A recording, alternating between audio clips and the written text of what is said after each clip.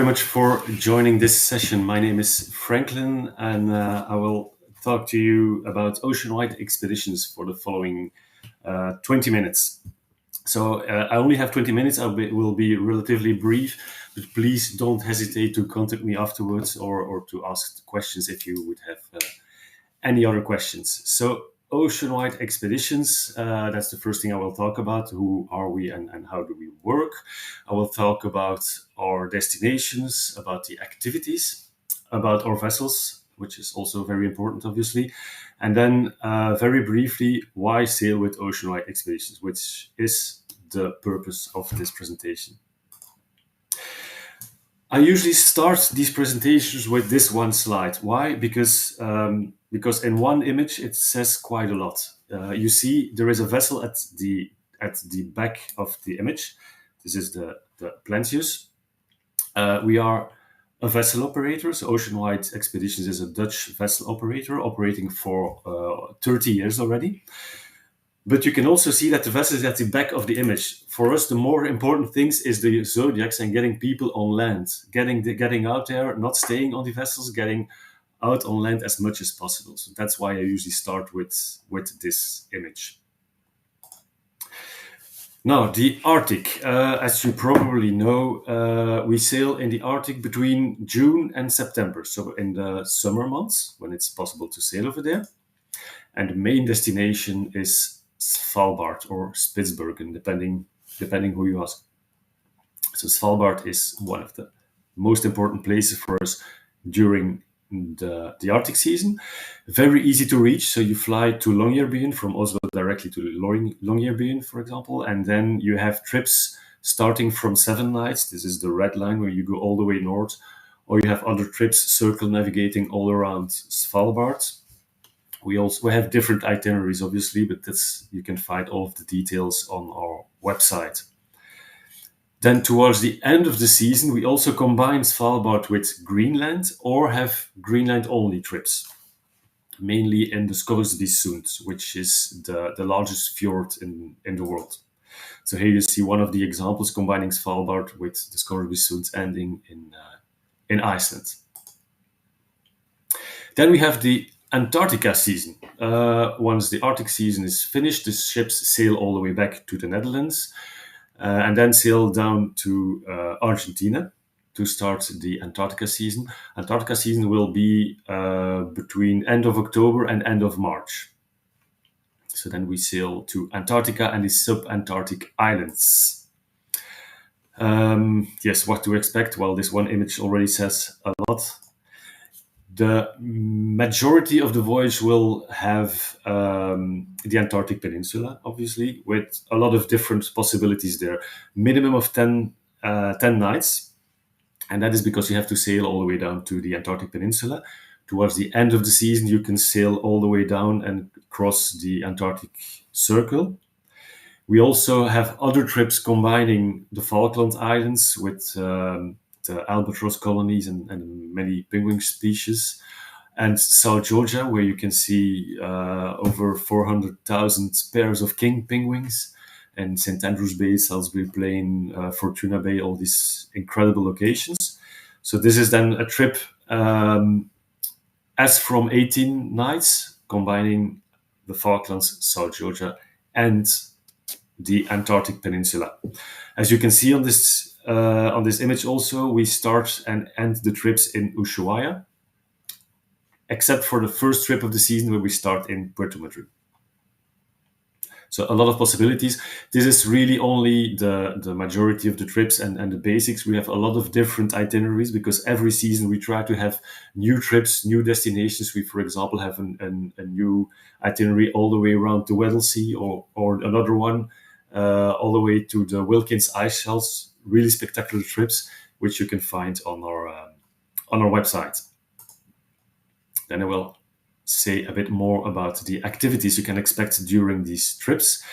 Activities will depend on the voyage itself. On some voyage we add, or you can add several activities. On other trips, everything will already be included. It's also something that's explained very clearly, trip per trip, on our website. So as you can see here, the ship is is the base camp. That's where you eat, you sleep, and you live, and that's where you start with all the possible activities that you will have. So what can you see? You have zodiacs. We have enough zodiacs for all passengers, so everyone can get out there at once. Zodiacs are used to get on land, but also to do zodiac cruising, for example, both in the Arctic and in Antarctica. Then we have hiking. Hiking is one of the best activities you can have in these locations, in this wildlife. You can do magnificent hikes, both in the north and in the south. Kayaking, also a spectacular way of exploring these regions. And obviously photography workshops. It's incredible to take pictures over there. Mountaineering, which will always depend on your ability, on your experience. Snowshoeing, which is feasible for all passengers. We have polar diving, obviously also only for experienced dry suit divers. Ski mountaineering, also for experienced skiers. You see helicopter flights. We do use helicopters, but on a very select number of trips. Like, for example, on the Weddell Sea Snow Hill trip, where we try to reach the emperor penguin colony. And then camping. We also organize camping only in Antarctica. Obviously, we don't want to do this in the Arctic, where you could encounter polar bears. So that's also an incredible way of discovering Antarctica. And as you can see on this image, we do this without a tent, just under the stars. And then this is what you can expect from these kind of activities and what you can see during these trips. Now, I said that we have trips including activities and other trips where you can add activities. One of the most iconic trips we organize is our base camp trips, where all of these activities are already included in the voyage. So everything is included, all is included in the price. So you will be kayaking, hiking, snowshoeing, mountaineering. You will have photography workshops and do the camping under the Antarctic stars. It's quite an exceptional expedition that will be. And then our fleet, because, well, we are a vessel operator, we need ships to go to these locations. So it's quite important to see and to understand what these ships are. And let me start with the exception. The Rembrandt van Rijn is a 3-mast schooner, as you can see, only sailing in the Arctic region. So it's well suited for expedition cruising amongst the fjords of both Greenland and Svalbard. Then we have the Ortelius. Ortelius is an ice-strengthened vessel outfitted for polar exploration and where necessary with helicopters, as you can see on this image. So as I said, helicopters are, for example, used on Ross Sea trips or on the Weddell Sea trips to get to the emperor penguin colony on Snow Hill. The Ortelius has a maximum capacity of 108 passengers, which is ideal for this region. As you know, you can only land with 100 passengers at a time, so this is perfect for these kind of trips. Something else you see on this image, for example, is an image of the restaurant. This gives you an idea of the interior, but most importantly, you have smaller tables, bigger tables. You have all types of places, and everyone can sit wherever he or she wants. And the staff will always sit with the passengers, so always mix and mingle. Then the third vessel is the Plancius. Plancius has the exact same capacity as Ortelius, also a maximum capacity of 108 passengers, also ideal for the polar regions. Plancius has been recently refurbished. The restaurant is entirely new, so every time the ships come to the Netherlands, we will refurbish part of the interior, so in between the seasons. And then we have the Hondius. The Hondius is the world's first registered Polar Class 6 vessel, which joined the fleet in 2019. So back then it was the first. and it was entirely built from the ground for expedition cruising. So still brand new, magnificent vessel, a maximum capacity of 170 passengers. Beautiful ship. I explained, and I'm sure you know that you can have a maximum of 100 passengers on land at a time. So how does it work with a ship like Hondius? Well, you will have one part of the passengers going on land, doing whatever activity on land, while the other ones will be on the Zodiacs or on the kayaks or doing another activity on the water, for example, and then they can switch after a few hours. So you will not be waiting on the ship. This is why vessels under 200 passengers is perfectly suited for expeditions, both in Arctic and in Antarctica. Something quite special on the Hondius that I have to mention is what I showed here in the little yellow boxes, is that we have these shell doors, and these shell doors make it incredibly easy to get on the Zodiacs. So yes, you have 170 passengers, but using these shell doors, it's really just stepping a few stairs down and walking into the Zodiac. So it goes really quickly, really smoothly to get everyone on land.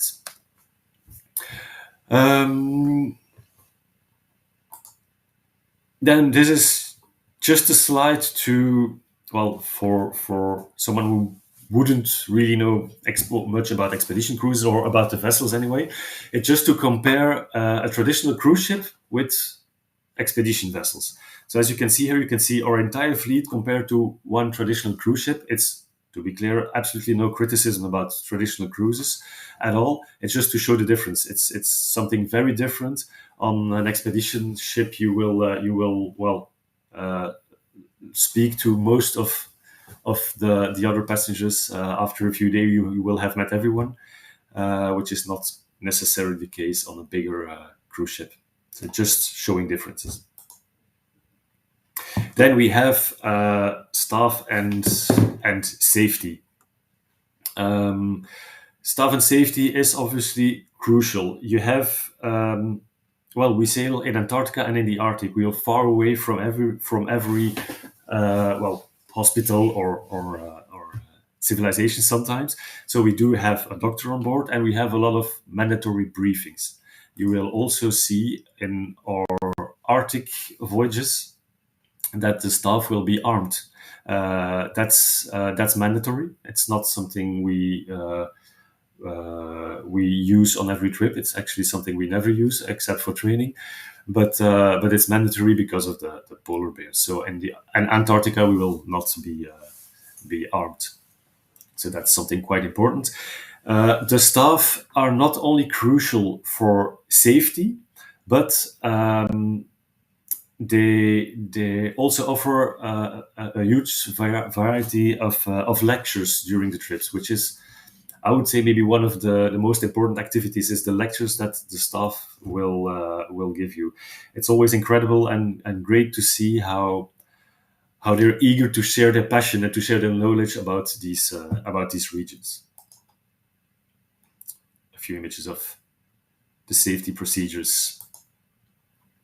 Now, why sail with Oceanwide? You have quite a few possibilities to get to these regions now, but it is crucial to get the right passengers on the right vessels. So that's really what you should try to do. First, I would say closer to the heart of nature. That's what we say. Why Oceanwide expedition voyages focus on first-hand expedition. We don't just go there to have a look. We just go there to get out there, to get really as close as possible and to the heart of nature, of the polar wildlife, and to just the spirit of the adventure of these regions. So it's really something really important for us. More time on shore. Well, our goal is to have a minimum time on board and have a maximum time on shore.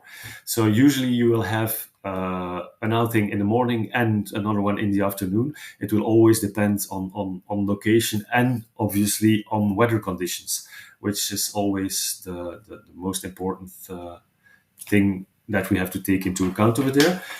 Also important is that this is probably something you have heard a few times today. The history of Plan A, Plan B, and Plan C. We have a planned itinerary, but we usually never follow it. We follow whatever we can do, but we follow opportunities. So the climate will dictate our ultimate itinerary. Immersive activities. I talked a bit about activities like kayaking, mountaineering, polar diving, camping. So our activities fully immerse each guest in these surreal landscapes. Activities can be added to a trip on several voyages. Then it's with a limited number of passengers because we have dedicated staff for these activities. And then on our base camp trips, you will have the all activities that are included for all passengers. Then maximum flexibility. Now, our small scale vessels are able to go to many places larger ships cannot go. So this makes it possible to respond to these weather and wildlife opportunities. The 100 or 170 vessels are really small and can go to these incredible places. Higher value for money. Well, we all know these trips are not cheap. That's something that's for sure. But owning our own fleet of ice-strengthened vessels enables us to offer the highest quality trips at at the lowest price in this case. And I would really encourage you to compare prices because it is also an important part of choosing the right operator. Casual atmosphere on board. That's also something very important. We offer exceptional cruises for people who are interested in the natural world. So our vessels reflect this, and we opt for comfort over luxury. As I tend to say it, we choose we don't have a jacuzzi, we don't have a fitness, we don't have a sauna on purpose. We have Zodiacs to get out there, and that's the atmosphere you feel on board. You don't have to wear a suit to go to the restaurant. You wear whatever you want. It's a really, really nice atmosphere. Also, a very international atmosphere of passengers with a passion about this region, or you never have someone that's on board by accident on these kind of trips. So that makes the conversation at the bar really interesting. And when I say international, our staff is international, but also the passengers. Last few seasons, we sold to about 65 different nationalities. So you can imagine the conversation at the bar at the evening can be really, really interesting. So last but not least, also very important, great food and service. Although the polar environment is really our focus, our vessel provides exceptional service and delicious meals. I have to say, it's really something that's also important during these trips. When you sail for 10 days or up to 20 or even more, it's something that's also quite important. So I think that's a short overview of what we do in about 20 minutes. That's the time we have. But please do not hesitate to contact us or to contact me or to let me know if you have any additional questions. So I'm just checking if there are questions in the Q&A part. And if not, I think this will be the end of the presentation. I will thank you very much for your time and wish you a pleasant continuing of the following presentations.